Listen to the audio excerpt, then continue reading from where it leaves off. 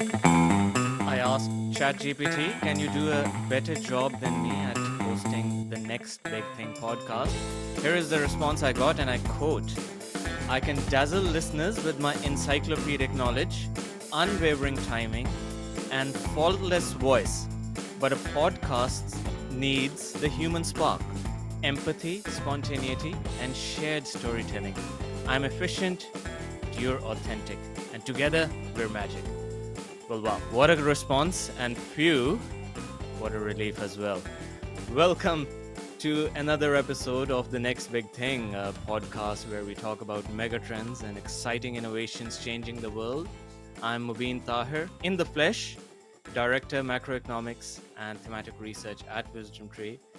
And I am joined by someone you're all very familiar with, a man who consumes more podcasts in a day than I can hope to do in a month, and someone who has been closely following the AI topic since years before ChatGPT actually came out. Wisdom Tree's global head of research, Chris Gannatti. But before we begin, I do need to state the following. To clarify, the views and opinions expressed in this podcast are those of Wisdom Tree and are subject to change. Anything we present in this podcast is not intended to be relied upon as a forecast research, nor as investment or tax advice. The information and opinions expressed in this podcast are not a recommendation, offer, or solicitation to buy or sell any securities, and reliance upon them is at the sole discretion of the listener. Please remember, past performance is no indication of future results. With that, Chris, we are talking about all things AI. It's an exciting topic. But given we are recording, today is the 20th of February as we speak, we've just had a few weeks ago the DeepSeek episode that created some excitement in markets, got 2025 off to an interesting start in the world of AI. And I know on the day when DeepSeek came out with their model, Nvidia lost something close to what, 600 billion in a day in market cap. People started to question if the tech giants really needed to spend gazillions of dollars on building AI technology when a Chinese firm has managed to do it in just a few million. But now that the dust has perhaps somewhat settled and maybe markets have almost recovered from that shock, uh, it seems like big tech is continuing with their big spending plans. What do you make of what happened and whether or not it has left a lasting impression on the trajectory of AI? So Mobeen, it's a pleasure to be here, sort of on the other side of the microphone and the table as we sit. I feel like personally, I'm never going to forget about DeepSeek, but that's because I was in the process of flying from Philadelphia to Amsterdam, landed on the 27th of January, and there's a 6-hour time difference between U.S. and U.S. news and all that stuff versus Europe. So Europe is, or continental Europe, I should say, is 6 hours ahead. So as the day and as my jet lag was fading, which is what you always hope on these trips, I started hearing about DeepSeek. And prior to that instance, I admit, even though DeepSeek did exist and was out, and the software you could have looked up various things and used various things before that, I admit I did not see anything before that point. And it was basically that day, the 27th of January, where at the end of that day, as I slept to get ready for our actual meetings across Europe, that was when that final tick hit the tape, and Nvidia, the figure I had in mind was it was down 17% in one day. And what was interesting about that was, besides the fact that I was about to travel around Europe and talk about AI, was that the big tech companies over roughly the next 2 weeks were about to do their earnings sort of choreographed announcements and events that coincide with the CEO talking to the market, talking to shareholders, the analyst community asking questions. And so you knew the analyst community over that 2 week period was going to be excessively focused on DeepSeek, the meaning of DeepSeek, all these different things. You saw Satya Nadella tweet about Jevons paradox, this concept of when you have a commodity and it becomes sort of cheaper to access, you actually see increased demand. This was a concept I think that initially related to coal as we were coming out with the railroads. I mentioned Satya Nadella because he just had a podcast yesterday that people can listen to, an episode on the Dwarkesh podcast where he was talking a lot about AI, and he did mention Jevons paradox. But the key thing, if we were to distill down what I was listening for in those earnings announcements and looking for in the coverage of those earnings announcements, was are the companies going to hint in any way that they're going to change their capital spending? Because Mobeen, it was exactly like you said. Essentially, so much money is being spent. At that time, the publicity was around the 5 to 6 billion final training run, which is what we believe that the 5 to 6 million represents. And you essentially are in a position where you're saying, okay, do these companies really need to keep spending hundreds of billions per year on an ongoing basis? And the signal that we got, which I found intriguing, was the companies doubled down and effectively said they're going to spend even more. And I think the figure that's expected for this year, I've seen some estimates, and these are estimates, so they may not come true, but I've seen some estimates around 310 billion. I've seen some estimates up to like 340 billion. Sometimes people are including slightly different mixes of companies. They always include Google, Amazon, and Microsoft, but then sometimes they add in certain others and sometimes not. And you sort of just walk away with this feeling of the company reaction to DeepSeek, which on the one hand feels like just yesterday, and on the other hand feels like forever ago, now 3 weeks into the future.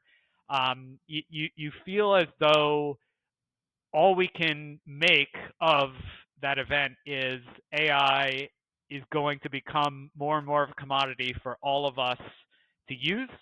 And these companies still believe that we need an awful lot more compute infrastructure to get the job done. So, speaking of large volumes of money, Chris, one of the first few things that President Trump announced when he took office this time around was the Stargate project, or as President Trump calls it, the largest AI infrastructure project by far in history. Now, no, you and I, we speak to investors a lot. We talk about the AI topic, and ultimately, investors are interested in knowing that, okay, look, the US government is talking about investing these large sums of money in this technology. Where is the money actually going to go? Who are the beneficiaries going to be? Which technologies should we as investors be excited about and put our money behind? So, how do you see the significance of the Stargate project, and which areas of the AI ecosystem do you think it will most likely affect the most? I think one of the things in thinking, Mobeen, about sort of the tone from the top, and sometimes the tone from the top could be we're listening to what the CEOs are saying. Sometimes the tone from the top is at the government level. So in the U.S., obviously, the president has that slot. In certain other countries, it could be the head of the EU. It could be different prime ministers. It could be different presidents. But in essence, if you think back over the recent years, the tone from the top that I feel like I was hearing an awful lot, and we'll see if listeners agree with me on this point, was AI might be a bit risky. There could be some dangers. It's going to magnify certain biases that exist in human society. There are going to be problems, or at least potential problems, with inequality. And as we think about AI, the first things that we have to think about is managing those sorts of risks. And you see the Trump administration 2.0 come in, and it's not that people want to just now release dangerous AI. I'm not getting that impression at all. But the first thing, because there's a difference between focusing first on the risk that there could be a problem versus focusing first on the opportunity. And it feels like we're shifting into a zone of at least thinking about and focusing first on the opportunity. Satya Nadella in the podcast again that I referenced, he was certainly talking about safe AI. So they still talk about safe and responsible ways of deploying these very powerful models. But the first thing that's getting discussed is the opportunity, the productivity, the employment. And if you think about Stargate, which if we sort of just break it down to the fact that when I think about Stargate, I think about a very, very large data center, huge investment in Texas. And if people think about why Texas, well, the electric grid in Texas is very favorable to a lot of these projects. Texas has a lot of natural gas and fossil fuel resources, and you can quickly spool up a power plant or power plants if you want more electrical generation capacity in Texas. Plus, there's wind, plus there's solar. So Texas has a lot of very positive things going for it. And so when you see that announcement and you see Oracle and OpenAI and SoftBank kind of all together, it's certainly exciting. We'll see in the sense that frequently these projects start at a certain number. So this one seems to have started around 100 billion, and you have to hit certain milestones of development, and then we'll see if years into the future, A, we're still talking about it as much, and B, if they're sort of moving beyond 100 billion towards the figure that I know was cited in certain other headlines, 500 billion, which is dramatically higher. But obviously, certain things need to go well for them to secure that full amount of funding and to prove that that investment is ultimately worthwhile. Because they announced that, if you think about it, days before DeepSeek, and it sort of sucked a lot of the publicity and the focus away from Stargate. So people may have barely even heard about it before they were fully focused on DeepSeek. But it is notable that this project is underway. They're building the data center, and that's the key thing to think of it as first and foremost. It's a very, very large data center that OpenAI is going to use to run and to train the future, or at least some parts of the future of its business and its models. It's interesting you mentioned the idea of the tone from the top. I know Vice President JD Vance, he was at the Paris AI summit, which happened a few days ago. And his commentary there was very critical of some of the regulations that exist in the EU. I know he criticized the EU's Digital Markets Act and the Digital Services Act and so forth, and he referred to them, if I'm remembering this correctly, onerous international rules which can serve to stifle innovation rather than actually facilitate innovation. So we know the tone certainly that the U.S. leadership is setting is one of a more favorable regulatory backdrop for technologies like AI. Now, when I think about a more favorable macro backdrop or regulatory backdrop for these sorts of technologies, and especially with someone like Elon Musk being first buddy to President Trump, it's natural to start thinking that maybe one of the areas could be autonomous cars, and more of them coming onto the roads earlier than they might have done had this sort of a favorable regulatory regime not come into effect. So I know in the US you have things like Waymo and self-driving taxis. We don't have those in the UK yet. But I'm curious to get your take on, do you think that trend is going to see more acceleration? Are we going to see more self-driving cars on the roads in the US, at least more states around the US? And do we see some of the hurdles that have been in place for autonomous driving in the past maybe clearing away?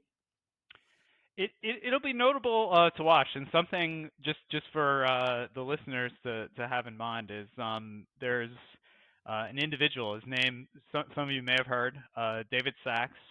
He is on a podcast that I've been listening to for years. It's called the All In Podcast. Comes out sort of. I end up listening to it early on Saturday mornings, but essentially comes out I think Friday evenings. David Sachs does have an official role where in the administration he's in charge of basically AI and crypto.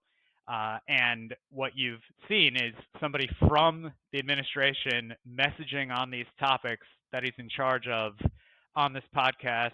The last few weeks, he has been on there talking about the messages that they want to get across. So the first thing I know I'll be doing on a weekly basis is seeing is David Sachs talking about autonomous driving. I don't think it's been a major focus yet, but admittedly we're only as you said, Mobeen, it's basically the 20th.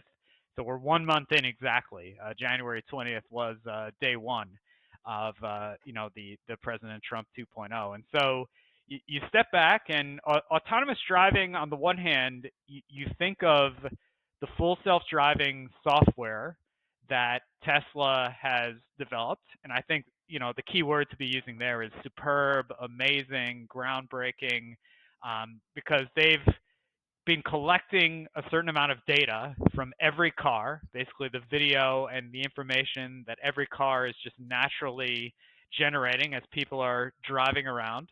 And they've been able to run their Dojo supercomputer and to continue to have this system improve, get better. Last year, I think, was the first time that the system could, without human intervention, start delineating traffic lights and stop signs, which was a big step. I think it was FSD version 12, if I'm not mistaken, and they've since advanced even beyond that. You do hear those anecdotal stories of people that you hope are still at least paying some attention to the road, because that's what you're supposed to do. But people who are able to go to work, and the Tesla is basically doing all of the driving. And so Tesla is in an interesting position where that software exists, these anecdotes exist. We can take it with a grain of salt, but assume they're largely true. And then you say, okay, what about the robotaxi? And they had their robotaxi day late last year, but obviously the robotaxi is not, being produced at scale. It's not really available for people as an option. Like if you're trying to take an Uber in a city, is there an option for a Tesla robotaxi? Not yet. So we still have a ways to go, at least in Tesla's case, before we'll say, okay, the robotaxi itself is operational. Now, one of the things that happened this week, I think this week, or at least I saw the headline this week, was BYD. So if you're in this space and you're talking about cars and you're talking about EVs and this sort of principle that these cars are now smartphones with tires that are just, quote unquote, a bit larger than smartphones, but basically smartphones with all the applications with tires, BYD made a very interesting strategic choice, because full self-driving at Tesla, I've looked at it. I don't know the exact price if somebody looked at it right now, but let's say it could be between 5 and 15,000 USDs or thereabouts. BYD is including essentially their equivalent of full self-driving, which admittedly may not be as good, but we assume BYD cars. I was in one in Amsterdam. They're quite nice, so we assume it's not terrible either. But they're offering the software for free, which is a very interesting choice, and it sort of speaks to the world thinks of paying for a car a certain way today, and in the future, sort of the economic model for a car maker. There's nothing that says anything that we see today is set in stone, and so you could have gone in a direction where self-driving software was an annuitized revenue stream for any automaker offering it, and people would have to pay a few hundred to a few thousand a year to just keep access to that if that's what they wanted to do. But BYD is basically saying, why don't we just give it to people, which changes in a way, okay, as people think about what they're willing to pay and not pay for within a car, maybe this is a signal that in the future, this will just be available everywhere. So that was a very interesting thing to see this week. But if you then say, well, in the US, where can you have a shot at finding a self-driving car today? And this has been in place for a while. I think you can go to certain parts of Australia, or not Australia, Arizona, excuse me. A little bit of a distance there between the two. You can go to the San Francisco area. Waymo, I think, is active in San Francisco, is active in the Arizona area, and I've heard that activities are ramping up in certain parts of Texas. The U.S. is unique in the sense that it might be a bit of a red herring to think of this too much on the federal level. Because, for instance, if you were to say, Chris, do you have a U.S. driver's license? I would say yes. But it doesn't, if I pull it out of my wallet, it's not a U.S. driver's license. It's actually a Florida driver's license. The driving thing and the Department of Motor Vehicles, if you think of that sort of regulatory body in the U.S., it's a state by state thing.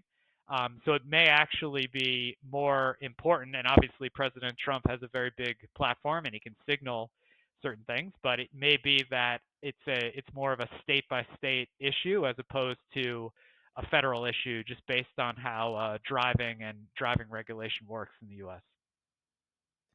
It's interesting you mentioned BYD. I was watching a video on social media. It was a clip that just popped up as I was browsing, and it was a clip that was 10 years old.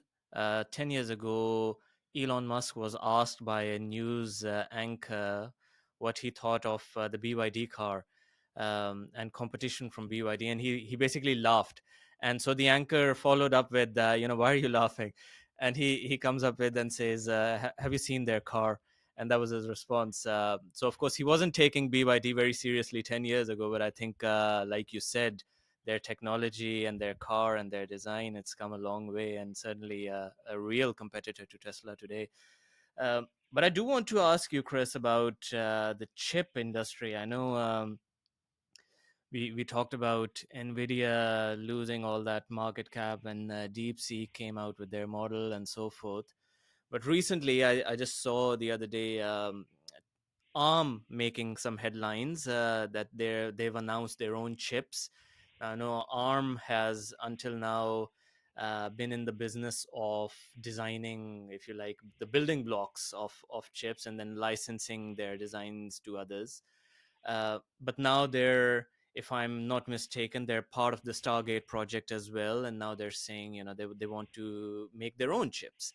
And the headline that I saw in the news was, and I quote part of the headline, that this is something that could upend the semiconductor industry. And I thought that was a bit strange because, if you think that if you pull out the iPhone from your pocket, anyone who has an iPhone or any smartphone, the chances are there are chips of 7, 8, if not more, different manufacturers inside a single mobile phone.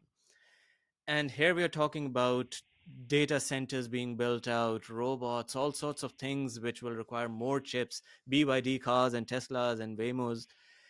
So to me, it seems like the pie is getting bigger. There are more consumers of the pie, or chips. So maybe the plate of chips is getting bigger or needs to get bigger because there are more people who want these chips. Does one new entrant in the industry really upend the industry? How do you see the dynamics in the semiconductor space? Well, Mobeen, I think your sense is right that upend might be, a bit of hyperbole that sometimes, as we know, can exist in headlines. The complexity of the chip space never ceases to amaze me, and essentially, we're already seeing a shift. And anyone who's sort of been following what's been going on with Intel, which in recent days, as we record this episode, is part of many different discussions, whether it's Silver Lake or Broadcom or TSMC or Qualcomm. It's basically a list of who's who in the semiconductor industry that's speculated upon as potentially taking over some or part of different areas of Intel's business. And the reason I mentioned Intel first is Intel made certain moves, essentially 70s and 80s, the 1970s, the 1980s, that led to what's widely referred to as the x86 chip architecture that was dominant. If anyone remembers the Pentium chip, Intel inside was the expression on many different advertisements and commercials, and Intel was really sort of hitting its peak in the 1990s going into the 2000s. Now, Intel missed, and it's very difficult. Satya Nadella on the podcast was talking yesterday that it's very difficult in the tech industry to forecast perfectly how business models are going to evolve. And if Intel made a mistake, let's say, which is very easy to point out in hindsight, but at the time we have to respect it's very difficult to know what's going to happen. If we think Steve Jobs takes the stage in 2007 with what we now refer to as the iPhone, essentially the first sort of widely used smartphone. And the key thing to remember is it's not probably true to say that this was the only time somebody tried a similar device, because usually what happens is there's all these devices that people are either too early or the device is clunky and it's not good and it doesn't work. And so we just conveniently forget about all those. And then we remember the first one that goes big. And obviously, the iPhone is one of the biggest consumer products in history and contributed to the fact that Apple is and has been one of the biggest companies that we've ever seen market cap wise. And so that sort of kicks off this mobile computing app economy, however you want to define it. And what ARM was very, very good at was coming up with these designs. Now, they were not x86. They're often referred to as RISC, or reduced instruction set computing. And they're very, very good if power efficiency is one of your top goals. And so in the mobile market, ARM was incredibly well positioned. Intel, I think, had the opportunity. Paul Otellini was the CEO that was speaking to Steve Jobs. They had the opportunity to get involved with making a chip for the nascent iPhone business before, obviously today Apple designs a lot of its own chips, but at that point they needed partners, and they passed. If you can imagine, obviously in today's world we say, wow, what a mistake. But again, at the time, there's no guarantee that the app economy and smartphones and everything become anything close to what we now know they have become. So ARM is going along and going along. SoftBank at a certain point acquired ARM. And today, in recent years, they did do sort of a re-IPO. So ARM was publicly trading and then was acquired fully by SoftBank and then re-IPO'd a couple of years ago. And today, SoftBank essentially owns, I think, around 90% of the free float of the stock, and 10% roughly of the free float of the stock is what's traded. So if you're seeing SoftBank and Masayoshi Son, the CEO of SoftBank, involved in the Stargate project, it's no surprise that ARM is also getting mentioned. And it is also getting mentioned in the context of Meta is very interested in buying either some or all of these chips. But the key thing for investors to keep in mind is you wouldn't be able to say ARM is going to design. Most likely they're going to design, and then the fabrication, which is very expensive to do and to build facilities for, the fabrication is going to occur elsewhere, possibly at TSMC or Intel or Global Foundries. We'll have to see. I haven't seen those details yet. But essentially, you wouldn't necessarily say, and then they replace all the NVIDIA chips, because that would not be a correct way to think of it. The NVIDIA chip is very specialized. It does a certain thing exceptionally well. You think of all the chips that go in cars and have all their different uses. Those chips are very specialized. They do those things very, very well. So there are so many different kinds of chips that are designed in each use case in a very, very precise way that it would be impossible for any company to sort of come into the market and say, okay, now we're just going to take over the chip industry. Because what you're seeing is for every distinct use case, it's almost that we are progressing as a society and as an economy to designing a specific chip that's ideal for that. And then when a new use case comes up, we design a different chip. And so there are so many different chips that no one company, in my opinion, can literally be and have expertise and have economies of scale across the entire chip ecosystem. It's simply too complex for that. Chris, speaking of the iPhone, I I when I drive, I basically use the the apps on my phone in my car. So basically, I use what they call the CarPlay, and Apple I really CarPlay. like Yes. Apple Yes. CarPlay. There you go.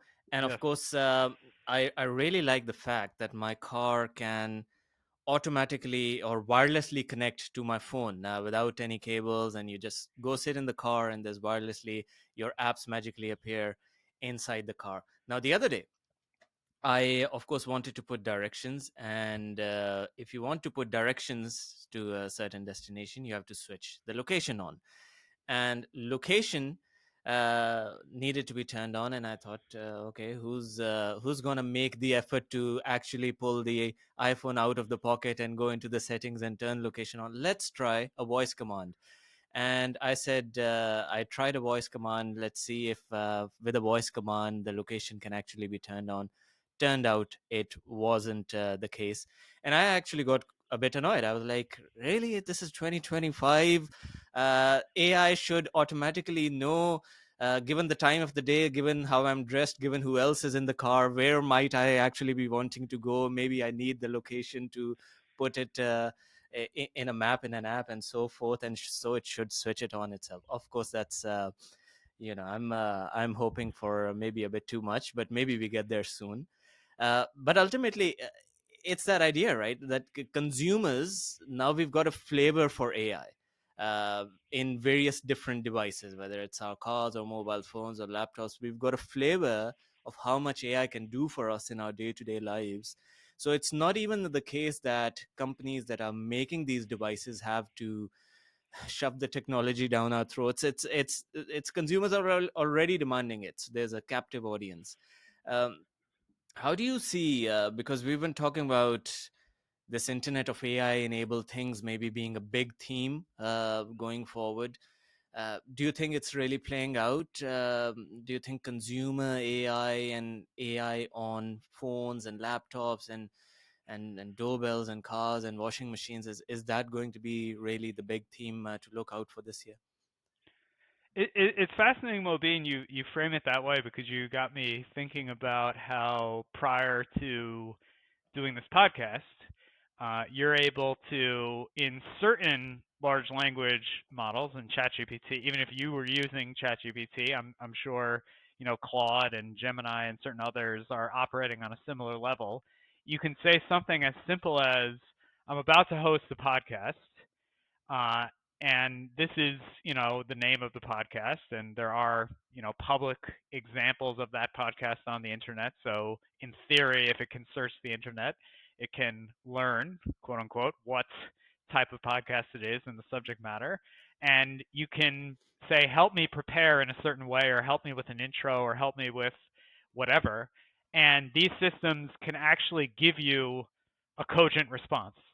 But frequently what I hear, and this is anecdotal, is if people try to go to Siri or Apple Intelligence and they basically have that same sort of expectation, currently Apple Intelligence slash Siri is not quite operating to quite that same level. So far, people have not been as excited by what Apple has brought to the table AI wise as they have been impressed by certain other models. And a few weeks ago, they were very impressed with DeepSeek, and Google has recently launched a whole new slate of Gemini models, and OpenAI has the deep research feature that's been getting attention. And so all of these models now, I think even just this week, Grok with Elon Musk's XAI has been widely praised. So what's happening is almost like a commoditization of a certain level of large language model, where in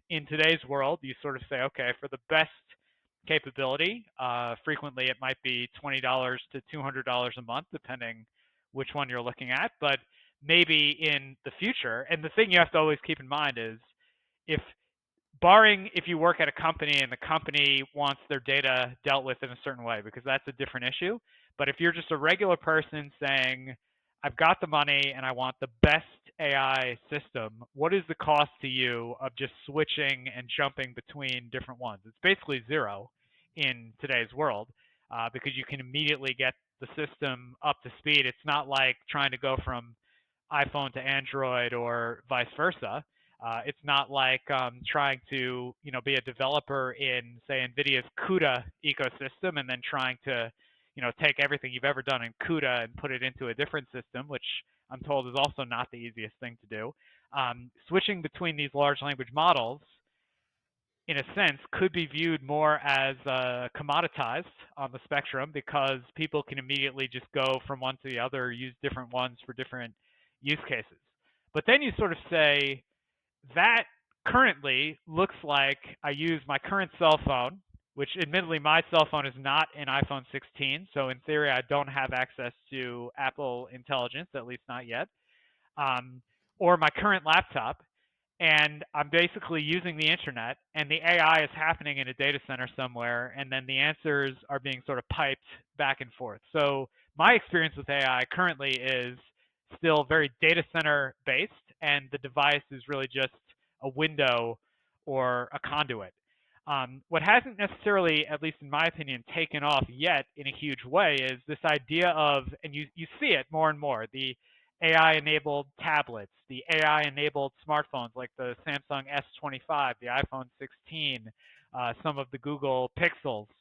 Um, when you say, okay, are people demanding these new devices, these new laptops, tablets, smartphones, to such a degree that you're seeing it show up in the company earnings, you're seeing it affect the share price? I would say no so far. Like you're seeing more of an effect on the share price when different companies announce advances in quantum computing, which admittedly doesn't even exist yet. So you cannot even use really these advances in quantum computing to do things in today's world. And you basically say you can use these AI enabled consumer devices, and yet the shares are responding a lot more currently in today's world to the quantum announcements than they are to anything to do with these specific devices. So does that change? Admittedly, I'm not sure when, but I will stand by the statement that by 2028, I think most devices that people are using will simply be AI enabled, and it'll go from something that today we talk about to at that point in the future, it's just expected to be a feature on any consumer device. It's interesting you mentioned quantum, Chris, because I think the podcast that you were referring to with Satya Nadella, I think he talks about quantum computing in it as well. Um, and it seems like it's one of those topics where, like nuclear fusion, where until now it's always been more like a hope and promise, but now maybe it's becoming more of a reality. And it's interesting that people are interested in these things, and like you said, people are more engaged on topics like quantum than other things. But what's your take on the topic? It's fascinating, the sorts of things like Google made the announcement that their Willow computer can do a calculation in 5 minutes that the world's fastest supercomputer will take, I don't know, 10 septillion years, and this was 10 raised to the power of 25. So a lot of zeros. Basically, if you were using the world's fastest supercomputer to do whatever Google was asking Willow to do, you'd be waiting a while. And here you are talking about these quantum supercomputers. Do you think there's something real behind this technology and trend for people to keep an eye on?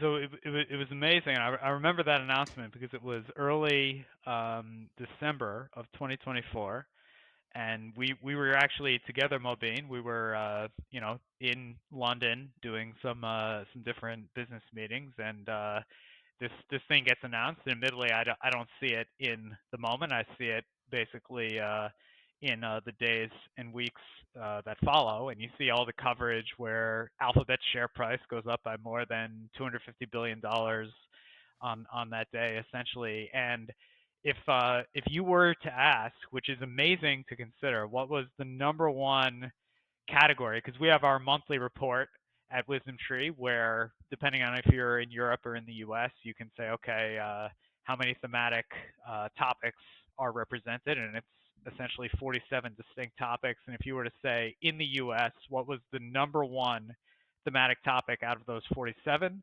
It was actually quantum computing, and this was largely due, in my opinion, to what was announced in December, because prior to December, was anyone really talking about quantum computing in 2024? I would say not to a huge extent, not to an extent where you're seeing the share prices of these, in many cases, very small, very new companies moving hundreds of percent per week.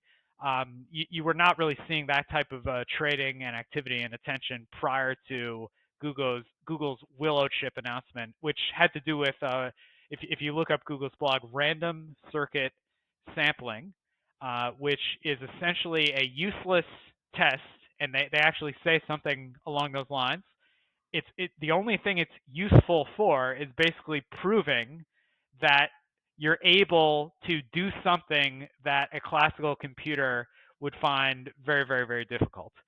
So you're proving, yes, there is a very interesting and important capability, but if you were to say by figuring out this random circuit sampling problem, do you actually get sort of a beneficial use?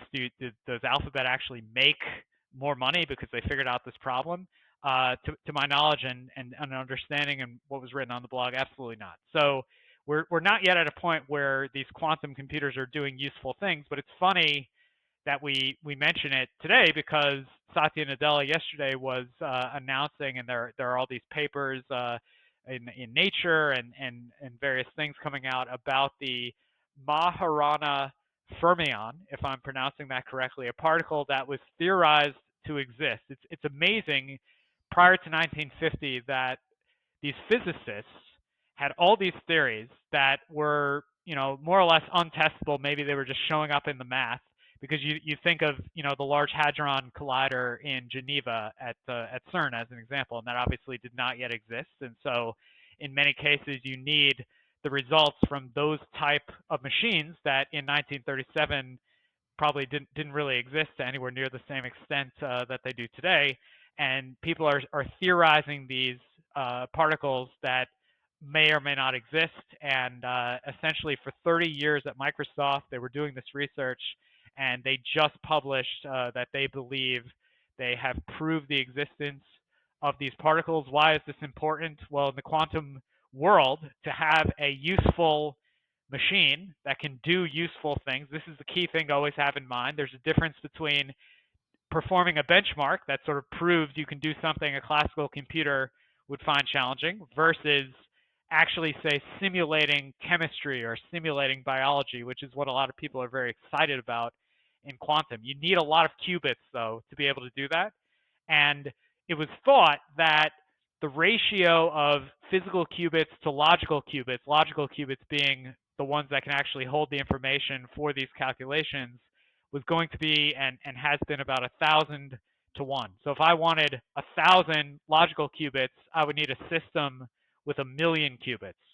But what has been reported about Microsoft's breakthrough is it may be that they've changed that ratio to 100 to 1, which would be fascinating. And then additionally, they believe they can build a system of 1,000,000 qubits on the chip that you can actually look up on the Financial Times. You can look up in Nature. I'm sure you could just look up on the regular internet that Satya was talking about.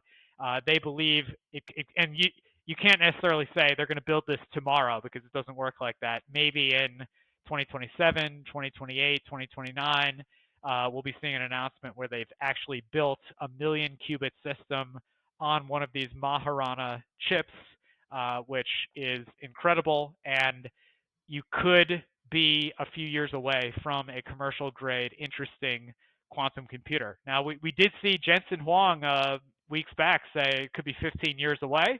I always take that to mean, look, 15 years ago it was 2010. 15 years from now, it's 2040. In 2010, did we or would we have predicted anything that we see today? It's hard. 2010, if you remember certain things that happened, one of them was a software developer, bought 2 pizzas for 10,000 Bitcoin. So think about that. So we were watching that occur, and we've seen what's happened with Bitcoin and cryptocurrency in this 15-year period. So 15-year periods are notoriously difficult to forecast. I tend to take it as there's a lot that needs to be figured out, but with these disruptive scientific innovations, the nature that they're disruptive means those breakthroughs can occur next week. They can occur 3 years from now. They could occur 10 years from now. You honestly don't know. The most expensive pizza purchase of all time. Yes. So, Chris, another topic I'm keen to explore a little bit is this relationship between AI and energy, because Microsoft has also made some headlines lately where, and Microsoft is not alone. Big tech companies are making numerous headlines, striking some deals, say, with providers of nuclear energy. Like, if we just take Microsoft as an example, they've struck a deal with Constellation Energy. Constellation Energy is the company that operates the 3 Mile Island nuclear power plant, and the deal is for them to reopen Unit One of 3 Mile Island. Unit One reactor closed down 5 years ago because at the time they said the economics just didn't make sense. But it's symbolic that they're going back to reopening reactors in 3 Mile Island, because 3 Mile Island is indeed that site where another reactor had, unfortunately, that accident back in 1979. So it's being seen as this big new renaissance of nuclear technology. And of course, the whole idea is uh, these energy intensive applications like AI and so forth.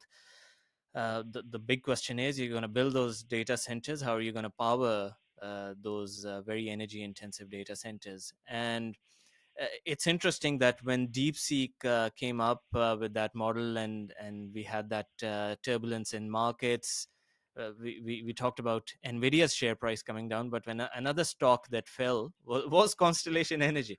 And it's interesting that maybe this is a second order effect, or maybe it's become a very well established relationship that, look, energy stocks are going to be correlated with AI stocks because the two things go hand in hand. How do you see that relationship getting built up and going forward? Mobeen, it's possibly one of the most important underlying questions because essentially as we think about all the money that is spent on building. So a percentage of that money is going towards the actual chips, many of them from NVIDIA, but some of them from AMD, and Intel does still sell chips, even if they don't get anywhere near the attention for doing so. So all these companies are putting all these chips into data centers, and you talk and you hear a lot about the cooling. You hear a lot about Supermicro lately, which had a huge run up and then some accounting issues, and then has been performing again as we record this podcast, and certainly still around. So you have all these sort of pieces of the actual infrastructure puzzle, but then at a certain time, the system is ready, and you have to turn it on. And I saw an incredible headline out of South Korea. Again, doesn't mean that tomorrow this facility is going to be ready, but they were basically talking in gigawatt terms. And gigawatt is, I believe, billions of watts. In the past, you would hear megawatt, millions of watts, and the sort of gigawatt scale data centers in the past were just not something that was discussed. If you're building gigawatt scale data centers, you're basically saying I could power a city or I could power a data center, and from a power perspective, you're talking similar levels of power. And a gigawatt is not a small city by any stretch of the imagination. And so you then see what's happened in Trump 2.0, at least so far, where it's very clear that there is sort of a pro energy stance, but sort of the first chapters, if you think of it like a book, the first chapters appear very focused on fossil fuels and getting rid of certain regulations, or at least cutting red tape around bringing certain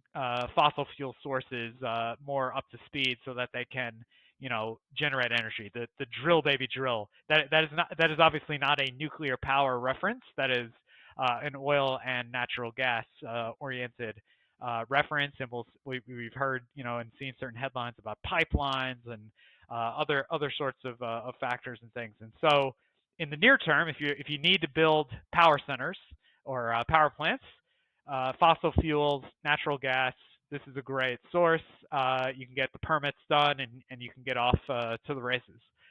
Then, as time goes by, we think nuclear becomes more and more important. And you alluded to the Microsoft deal. I believe there was an Alphabet deal with a company called Kairos, which is sort of emblematic of the other side of this, where restarting Three Mile Island could look similar to taking an existing facility and doing what you need to do to modernize it a bit and turn it back on. What Kairos is seeking to do is saying, we've got these new ways of designing nuclear reactors. It's often referenced as the small modular reactors, and there are all sorts of, I've listened to podcasts about thorium as one energy source, and liquid sodium as another avenue. And their limitless ideas are sort of being advanced.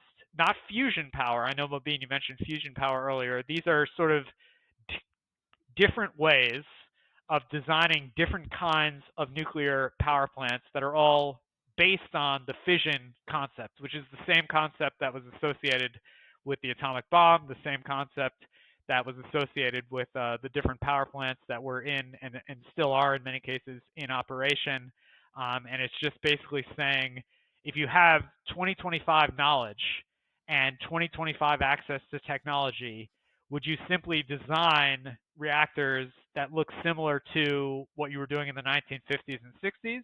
Or would you take on the benefit of all this new knowledge and new capability and design them in even safer and more effective ways, such that people may not worry about as much the radiation or the consequences of being a bit closer in proximity to some of these things? So we've admittedly, from the 50s and 60s, learned a lot, and we will see in the coming years if in fact we're able to get some of these new designs through the appropriate regulatory process in a way that, at least in theory, could look like, next to every data center, you have a customized, purpose-built, small modular nuclear reactor. The benefit of this is this source of power, you turn it on, it is not intermittent. It's not like solar, where the sun rises and falls, or some days are cloudy and some days are more sunny. It's not like the wind. Some days you get a huge amount of wind, some days you don't get any. The nuclear power source is the most energy dense power source that we're currently aware of, and it is a constant base load power source that is perfect for the job of running data centers that are powering these different AI models. Very exciting indeed. But before we close, Chris, I want to just get your take on your personal experience with AI and how that's coming along. I'll share one interesting experience I had lately. I think when I was early in my career as a junior analyst, I was doing quite a lot of Excel heavy work, and I was fairly proficient with my quantitative skills at the time. I could find my way with through an Excel sheet. But then I think over the years there were some of my colleagues who went down that route of learning programming languages and becoming really proficient in this in this sort of stuff. I didn't go down that route, and so maybe my quantitative skills became a bit more rusty over the years. But just the other day, I was faced with an Excel situation, and I thought, okay, instead of me doing what I used to do years ago, trying to write a formula, I asked ChatGPT. I gave ChatGPT the whole scenario. I said, okay, this is where my data is, this is what my goal is, and this is how I want to achieve it, this is the outcome I need.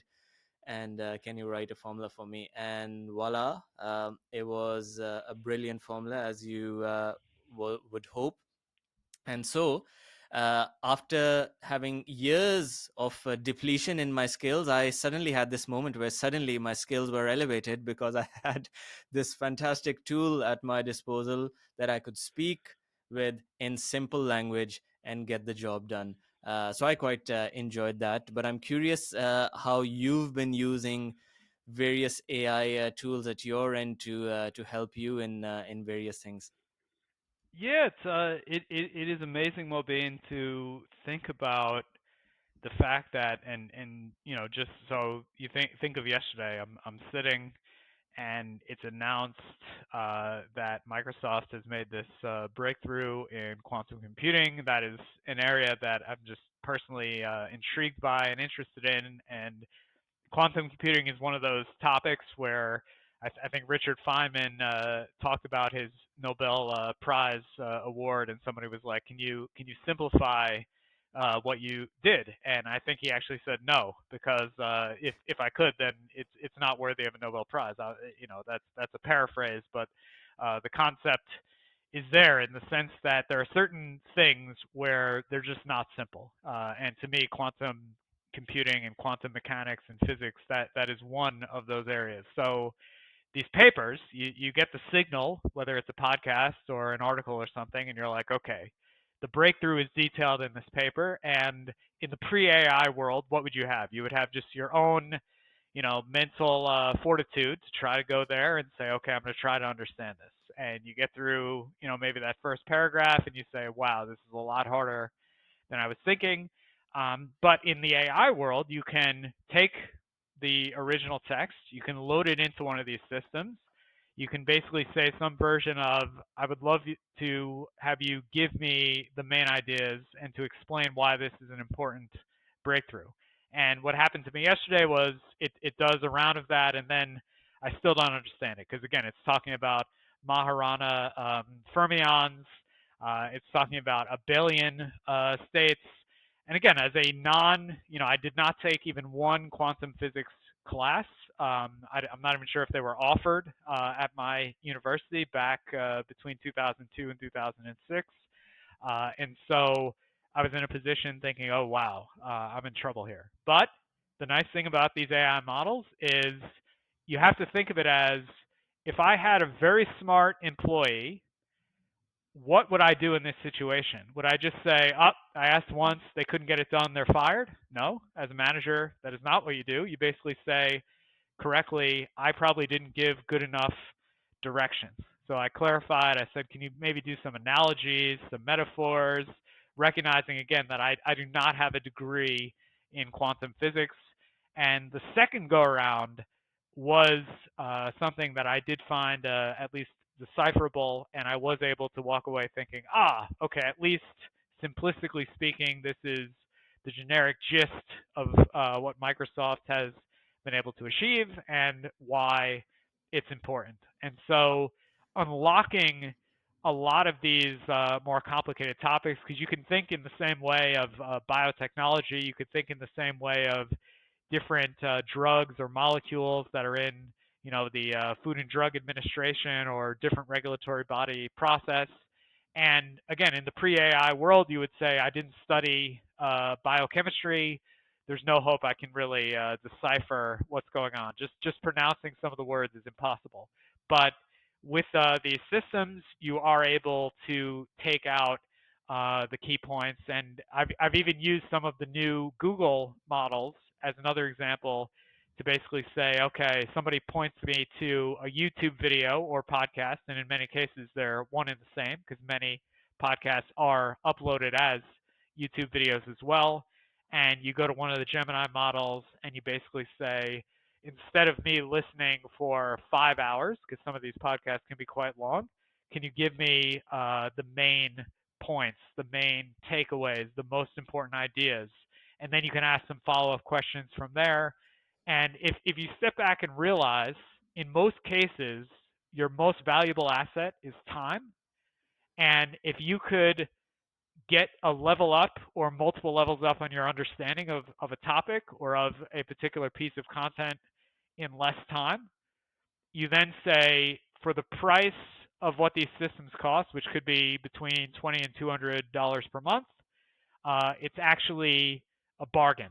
Or similarly, if you think of it as this is the equivalent of hiring a few really, really smart people, and the key thing that I have to do is recognize not, oh my God, I asked this one question and it did not get it right, so I'm going to abandon it. That is the incorrect response. The correct response is, again, if these were actual people, I would not be saying they got one thing wrong, you're fired.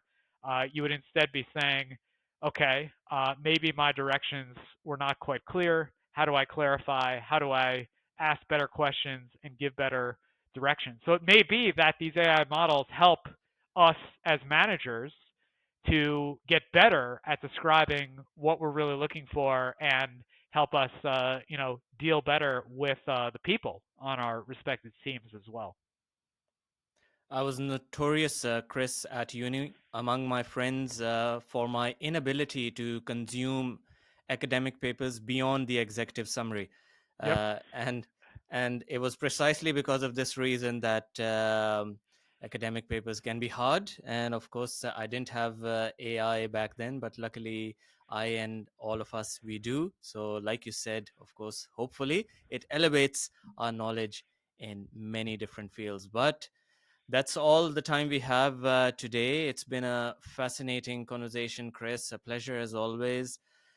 We have to thank our audience at this point for tuning in. We hope you all enjoyed this episode of The Next Big Thing, a Megatrends podcast. If you want to hear more from us, please do subscribe on whichever platform you're using, and please take a moment to leave us a 5-star rating. Of course, if you're on Spotify, you can leave us a comment as well. And if you want to learn more about Megatrends, you can visit Wisdom Tree's website. Join us again for another interesting topic next time. We'll see you then.